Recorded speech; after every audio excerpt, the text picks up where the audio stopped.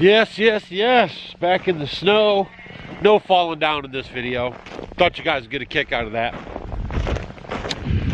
Oh, Maggie, hold on.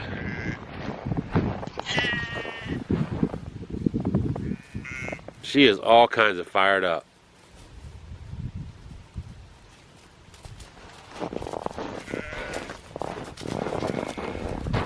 They say that the Airedale is the sworn enemy of the cat. But we haven't had any problem with the cats and the dog. Oh, she just wants to play. She just loves it. I'm doing the chores out here. And, ooh, don't get dizzy on me. A couple of neat things going on around the homestead. Here, I'll show you. Take you over here and show you this. Interesting how the ducks operate. This is their first year. They're like on the pond, you know, they're staying on the pond, they're not coming in, and they're getting a little excited right now because I'm walking over by and I'm not even close. But here, let me show you guys what they're doing here. So the way we're pointing right now is the north.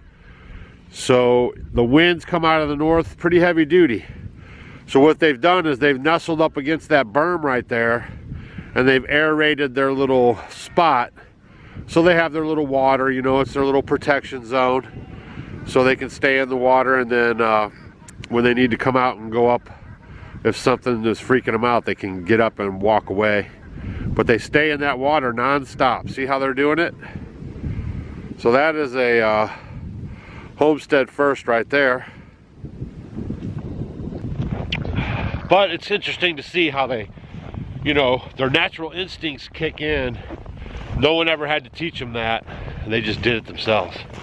So now I'm out busting water, feeding hay, giving them some oats, making sure everybody's kind of comfortable. And but I want to talk to you guys about something that's really super important. Okay? There's Mr. Rambo. He is the boss.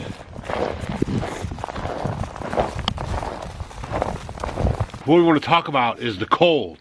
We've done videos before where we have talked about if something happens and the grid goes down, you better hope it's not in winter, because more people are going to freeze to death than it would be in the summertime. If you have water in the summertime, you probably could weather the heat. You know, yes, there's heat related deaths, but there'll be far more if it's wintertime.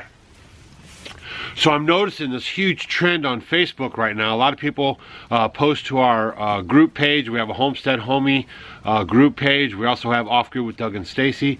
And a lot of people, because we're cracking into winter and we actually are getting some pretty cold temperatures, they say in the next couple days we're going to be in the highs of about 2 and 3 and 5 with down to -8 and 10s. And I know for some of you Canadian folks that's not no big deal, but for around here it's pretty cold.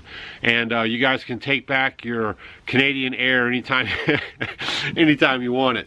So I'm just stressing to you guys to have redundancies. Even if you don't want to live off grid and live a lifestyle like Stacy and myself back to the pioneer days, we just want to encourage you to have other ways to heat your home. We're seeing a lot of posts of people who are freezing right now in their house.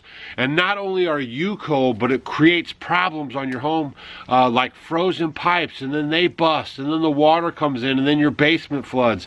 So guys, you know, just remember that we always talk about redundancies. So don't be so snuggly in your own on-grid home where you forget about these basic, you know, needs that you're going to have if something was to go down. A lot of people's furnaces are on the blink right now, and the furnace people can't keep up. So it's like, I've seen posts where it's been 2, 5, 6 days.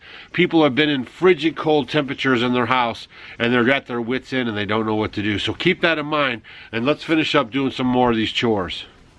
And another thing you're going to want to remember is your animals. Okay? Your animals are going to require a little more feed in the wintertime while you're out handling them and doing their thing.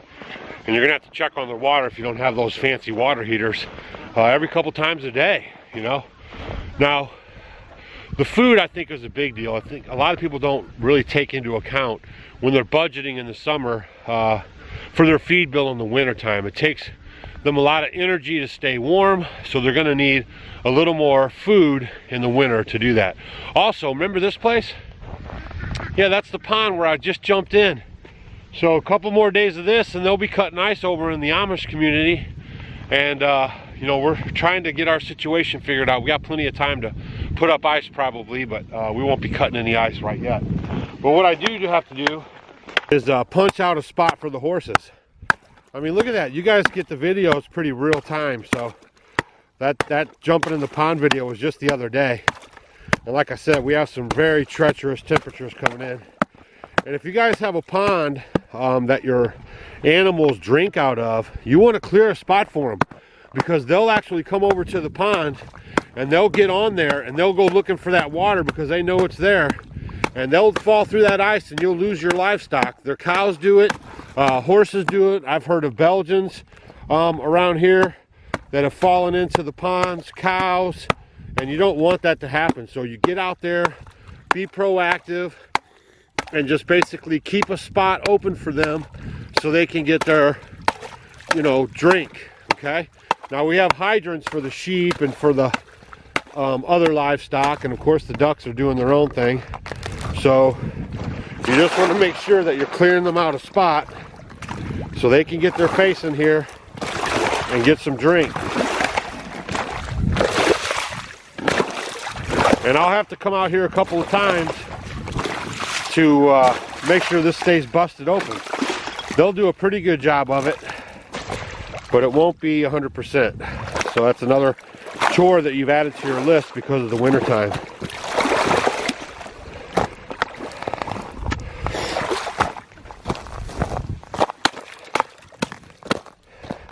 You do not want your livestock falling through the ice because they want to get a drink. That would be just brutal, terrible.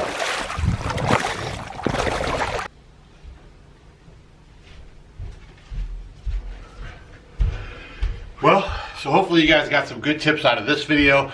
If you're new to homesteading and you have your livestock and it gets cold in your area, make sure you're checking on them, and just, you know, they want to eat a lot more food, so just make sure you're keeping their food levels up.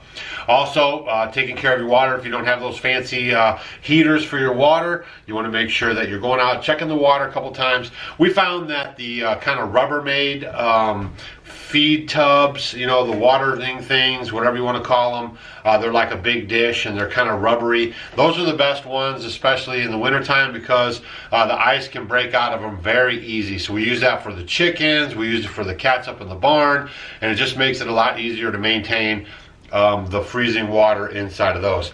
Also, don't forget, what the biggest tip of all in this video is the redundancies of your heat. So even if you don't have a wood cook stove like us, which we suggest going to layman's.com, checking out their wood stoves, wood cook stoves, and anything to heat with wood. Wood is the best way to heat. So if you can't get one of those, at least have some kerosene heaters on board, ready to go in case of an emergency. Like I said, we've been seeing a lot of posts on Facebook where people are just without heat right now, and it just, you know, just be prepared, guys. So if anything that you get from our channel is how can you be more prepared if the grid was to go down in your case, because we live it 24/7 and we're showing you guys how we do it, and hopefully that brings some ideas to the table for you. Don't forget to check us out on Facebook, Instagram, and Twitter. And thanks for watching again, showing up to our daily vlogs. We'll see you on the next one. Hey guys, thanks for watching our video. You might want to check out these videos. And if you want to become a Homestead homie, click the picture of us below. We will see you tomorrow.